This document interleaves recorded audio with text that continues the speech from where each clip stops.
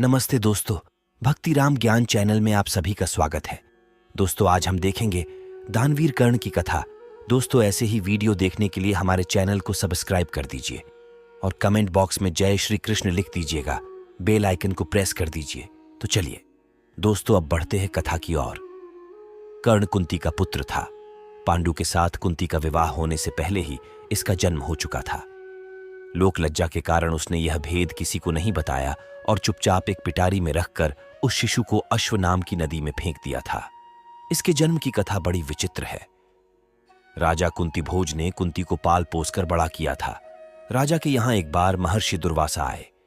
कुंती से उनका बड़ा सत्कार किया और जब तक वे ठहरे उन्हीं की सेवा शुश्रूषा में रही।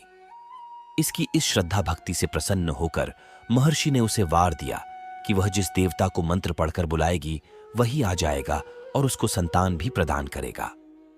कुंती ने नादानी के कारण महर्षि के वरदान की परीक्षा लेने के लिए सूर्य नारायण का आवाहन किया। बीएस उसी क्षण सूर्यदेव वहां आ गए। उन्हीं के सहवास के कारण कुंती के गर्भ से कर्ण का जन्म हुआ। जब पिटारी में रखकर इस शिशु को उसने फेंक दिया तो वह पिटारी बहती हुई आगे पहुंची।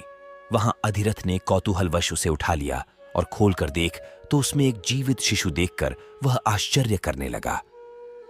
अधिरथ उस शिशु की निरीह अवस्था पर करुणा करके उसे अपने घर ले आया और उसका पालन पोषण करने लगा। उसने उसे अपनी संतान समझा। बालक के शरीर पर कवच कुंडल देखकर उसको और भी अधिक आश्चर्य हुआ और तभी उसे लगा कि वह बालक कोई होनहार राजकुमार है। उसने उसका नाम वसुषेण रखा। वसु का अर्थ है धन। कवच कुंडल रूपी धन उसके पास था। विधाता ने ही उसको इसे दिया था, इसीलिए उसका नाम वसुषेण उचित ही था।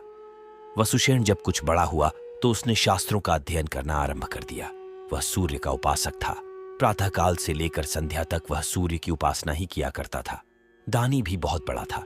उपासना के समय कोई भी आकर उससे जो कुछ भी मांगता वह बिना हिचकिचाए उसको दे देता था। अमूल्य से अमूल्य वस्तु से उसको मोह नहीं था। उसका गौरव तो दानवीर कहलाने में था और अपने कृत्यों से उसने वास्तव में यह सिद्ध भी कर दिया कि वह दानवीर था। उसके समान दानी कौरवों और पांडवों में और कोई नहीं था। उसका परिचय तो हमें उस समय मिलता है जब इंद्र ब्राह्मण का वेश धारण करके उसके पास उसकी अमूल्य निधि कवच कुंडल मांगने गया था। उस समय कर्ण ने देवराज का स्वागत किया था और सहर्ष अपने कवच कुंडल उतार कर दे दिए थे। दान करते समय अपने हित या अहित विचार वह नहीं करता था। यद्यपि सूर्य भगवान पहले उसे मना कर चुके थे कि वह इन कवच कुंडलों को किसी को भी न दे, लेकिन दानवीर कर्ण किसी याचक को निराश करके वापस लौटाना तो जानता ही नहीं था। कर्ण के इस साहस के कारण ही उसका नाम वैकर्तन पड़ा था। यदि इस कवच कुंडलों को वह नहीं देता तो कोई भी योद्धा उसे युद्ध में परास्त नहीं कर सकता था। इंद्र ने अर्जुन के हित के लिए ही इनको मांगा था, क्योंकि इनके बिना अर्जुन कभी भी उसे नहीं हरा सकता था। फिर भी उसके इस अद्वितीय गुण से प्रभावित होकर इंद्र ने उसको एक पुरुष घातिनी अमोघ शक्ति दी। उस शक्ति से सामने का योद्धा किसी भी हालत में जीवित नहीं बच सकता था और उसको कर्ण ने अर्जुन के लिए रखा था। लेकिन श्री कृष्ण ने चाल चली और कर्ण की उस शक्ति को घटोत्कच पर चलवाकर अर्जुन के जीवन पर आए इस खतरे को सदा के लिए मिटा दिया। घटोत्कच जो आकाश में विचरण करके कौरवों पर अग्नि की वर्षा कर रहा था और जिसने एक बार तो सारी सेना को पूरी तरह विचलित कर डाला था, शक्ति लगते ही निर्जीव होकर पृथ्वी पर गिर पड़ा। धनुर्विद्या में कर्ण अर्जुन के समान ही कुशल था। एक बार जब महाराज धृतराष्ट्र की आज्ञा से कौरव पांडवों की अस्त्र शिक्षा की परीक्षा के लिए एक समारोह किया गया था, तो अर्जुन ने अपने अस्त्र शिक्षा के कौशल से सबको चकित कर दिया था। उसने ऐसी ऐसी क्रियाएं कर दिखाई थीं कि किसी भी योद्धा की हिम्मत नहीं होती थी कि उसका जवाब दे सके। एक विजेता की तरह के कौशल दिखाकर वह प्रशंसा लूट रहा था। दुर्योधन उस समय हतप्रभ सा होकर चुपचाप बैठा था। अर्जुन का सा कौशल दिखाना उसके सामर्थ्य के भी बाहर था।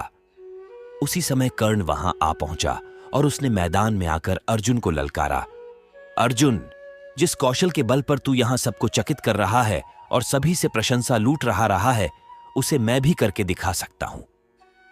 यह कहकर उसने धनुष पर बाण चढ़ाकर वही सब कुछ कर दिखाया जो अर्जुन ने किया था। चारों ओर से कर्ण की जय जयकार होने लगी। दुर्योधन का चेहरा अर्जुन के प्रतिद्वंद्वी को देखकर खिल उठा। उसने उसे हृदय से लगा दिया। उसने उसे अर्जुन के साथ द्वंद्व युद्ध करने के लिए प्रेरित किया। दुर्योधन की बात मानकर उसने अर्जुन को इसके लिए चुनौती दी। अर्जुन द्वंद्व युद्ध के लिए तैयार हो गया। अब झगड़ा बढ़ने की आशंका थी, इसलिए कृपाचार्य ने बीच में हस्तक्षेप करते हुए कहा कि राजकुमार के साथ राजकुमार का ही द्वंद्व युद्ध हो सकता है। क्योंकि कर्ण सूत के द्वारा पाले हुए हैं, इसलिए इनके गोत्र कुल आदि का ठीक ठीक पता न होने के कारण इनको अर्जुन से द्वंद्व युद्ध करने का अधिकार नहीं है। बस यह ऐसी समस्या थी जिसको कर्ण हल नहीं कर सकता था। वह हक्का बक्का सा अर्जुन का मुंह तारका रह गया। दुर्योधन को भी इससे धक्का लगा, क्योंकि कर्ण के द्वारा अर्जुन का मान चूर्ण करने की उसकी ही तो योजना थी। जब कर्ण इस दुविधा में पड़ा हुआ आगे अपने पैर नहीं बढ़ा सका, तो दुर्योधन ने उसे राजाओं की श्रेणी में लाने के लिए अंग देश का राज्य दे दिया। राजा होने के नाते अब वह अर्जुन या अन्य किसी राजकुमार के साथ युद्ध कर सकता था।